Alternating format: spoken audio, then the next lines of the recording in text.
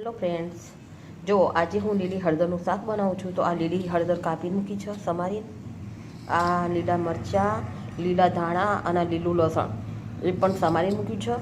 એટલે હવે હું લીલી હળદરનું શાક બનાવું એ બતાવું. જો આ નાની તપેલીમાં તેલ લીધું છે. હવે એમાં હું રહી નાખીશ. રહી ફૂટે પછી આ લીલી હળદરને જે સમારી મૂક્યું છે એ નાખવાનું અને શું શું નાખવું એ બતાવું. જીરું શેકાઈ ગયું. હવે એમાં હું નાખીશ ચપટી મેથી અને હવે નાખીશ હળદર. જો આ હળદર નાખીશ અને હવે હું એને બરાબર હલાવીશ. હળદર નાખી અને આ રીતે આમ બધું મિક્સ કરી દેવાનું. અને પછી આ લીલા ધાણા, લીલા લસણ અને લીલા મરચાં જે પણ કાપ્યું હતું ને એ બધું આગળ